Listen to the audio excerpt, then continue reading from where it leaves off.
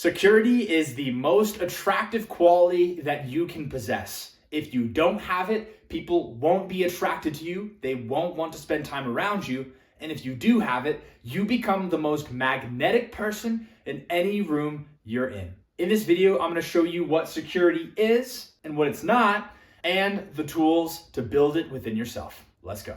Let's get super clear about what security really is and what it's really not. So, what is security? Security comes from self-love. Genuine self-love and compassion for all parts of yourself. Security comes from being comfortable with your flaws. An insecure person is always worried other people are going to see their flaws and they're going to judge them for it. A person who is truly secure recognizes that they do have flaws because they're a human being, but rather than expecting somebody else to validate them about their flaws, like, am I good enough? Tell me I'm good enough. Instead, they acknowledge them and they make peace with their flaws. You're like, you know what? I might be balding, but that's me, and that's okay. It's part of nature. Or I may be short, so what? Height is out of my control, and I have so much more to offer than that. Self-trust, knowing that you're going to make mistakes, you're going to offend people, you're not going to do everything perfectly, but you trust that you're going to do the best that you can, and you're comfortable with the consequences of your actions, and you own it. That's security.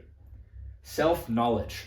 You can't truly be secure if you don't fully know yourself. If you haven't spent enough time in meditation, hanging out with yourself, questioning yourself, questioning your identity and your values, the good, the bad, and the ugly of yourself, then you won't really know yourself. And if you don't know yourself, then how can you be truly secure in who you are? You don't even know yourself, right? So you have to develop self-knowledge. Also, raw honesty. You're just truly honest with yourself. You're not lying to yourself. Again, like when it comes to your flaws, like, I have this flaw, I have this vice. This is what I'm dealing with right now. I'm not going to pretend I don't have that problem, but I'm also not going to just identify with that flaw either. I recognize that there's so much more to myself, but I fully embrace and accept my entire being, my entire self. That's where security comes from.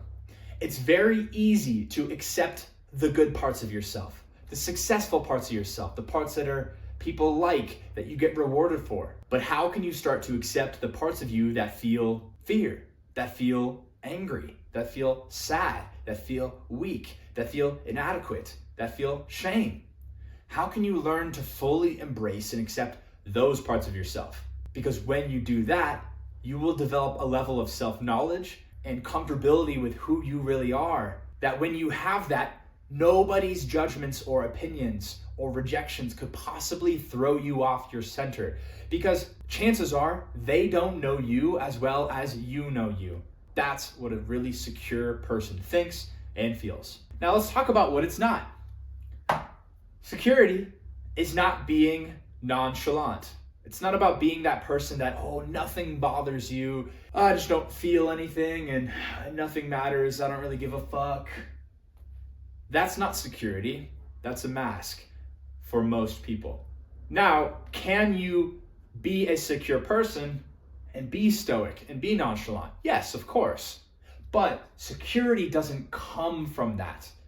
A person who wants to feel secure instead of insecure, and they do that by trying to be nonchalant, trying to be stoic, that's you running from yourself. That's you pretending. Because I imagine if you're feeling insecure, how are you genuinely feeling nonchalant? How are you genuinely feeling stoic? You're not. So that's a self-rejection. And if you're rejecting yourself, you're not truly secure. Next, a secure person does not put others down. I don't need to have people beneath me in order for me to feel secure. Because first of all, that's toxic. Second of all, as long as I am requiring and dependent on other people or external circumstances, like if I need my job to be a certain level of success and I need relationships to give me a certain amount of validation and love, as long as I'm staking my security on external factors, then I'm not truly secure, because external factors can change. A partner can break up with you. A friend can die. A job can fire you. Those are out of your control. And if those things go away and you no longer feel secure, then you don't truly have security, because this is what real security comes from. Security doesn't come from pride or ego. Thinking I'm better than everybody else, once again, is dependent on other people, but it doesn't come from real security, because real security doesn't come from judgment of others. It doesn't come from a place of pain. It comes from a place of love and acceptance. And the final point, security does not come from status. It doesn't come from being the most famous, wealthy, loved person. It comes from yourself, from within. Now, the funny part is, truly secure people tend to attract status. They tend to attract really high quality networking opportunities, job opportunities. They tend to attract the highest quality partners and friends, because a secure person knows their worth. They're not doubting themselves. And that security gives you certainty and confidence from an authentic and natural place. You don't have to force it. You know who you are. You're comfortable with who you are, and nobody can shake you off of that. And because of that, you're a savage. You embody a powerful energy that people want. People want to be around you. They want what you have. And because of that, they're willing to give you things for it. That's the power of security. Now, the next question is, how do we develop true security? There are 4 key ways to develop true inner security that gives you bulletproof confidence and certainty that makes you very, very attractive. The first one is meditation. Meditation is the art of sitting with yourself with no distractions in silence.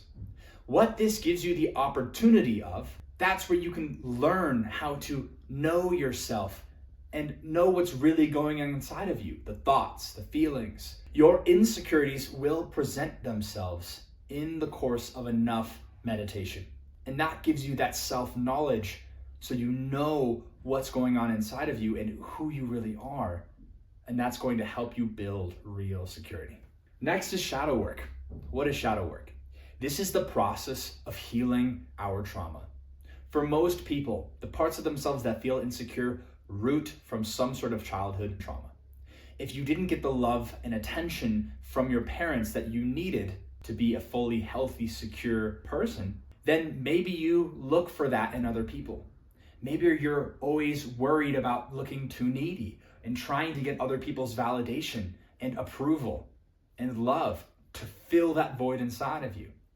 But in reality, you're still running from yourself, and you're running from the part of you that's in pain, that's suffering. And you need to go to that part and give it love and compassion so that it can release that pain and grief that it has been carrying ever since. And once you provide that love and self-compassion with yourself, not only do you let go of that needy part of you, and you know that you are enough. Next is to listen to your body. Your body is constantly communicating things to yourself. It's communicating your boundaries. It's communicating your feelings and your desires. But for most people, they're stuck up in their head. And as long as you're stuck in your head, you're not listening to your body. If you're overthinking, you're under feeling. Your body, which is where your heart speaks, it's the domain of your heart, that will tell you what is for you, what is authentic to you, what you do really want to say. Not because you're trying to please or impress somebody and get that validation, but because that's genuine to you and you want to communicate that, you want to share that. That's how a secure person operates. When you listen to your body, and it's a skill you have to practice, let go of the thinking mind that's keeping you stuck, spinning your wheels in cycles of suffering. Listen to your heart, listen to your gut. What are your instincts trying to tell you? They will be speaking to you, and you won't know how to listen to your body if you haven't done the meditation and the shadow work. So it all loops together. And the final bit almost seems counterintuitive, but it's to embrace insecurity. The part of you that's keeping you stuck in an insecure place is the fact that you keep rejecting your insecurities. You keep pushing them away. You keep distracting yourself from them with vices, social media, rather than sitting with yourself and noticing, oh, I feel insecure around this. Or, oh, when I got rejected by that girl, I felt insecurity. I felt like, oh, I was too boring. I wasn't exciting enough. I wasn't interesting enough. And I feel bad about that. You need to embrace those parts, because as long as you're running from it, you're controlled by it. And you will never have the opportunity to heal from it and to turn that insecurity to security. Now, embracing your insecurity doesn't mean you need to identify with it. Doesn't need to mean that that's who you are. But it means that you are really just embracing that truthful part about yourself, that that's how you really feel. And when you create that safe space, that shadow work can happen. You can heal and process that pain that it roots from. And then it no longer becomes an insecurity and you're secure. If you want to become a secure person, the only route is to hit that subscribe button. Take care.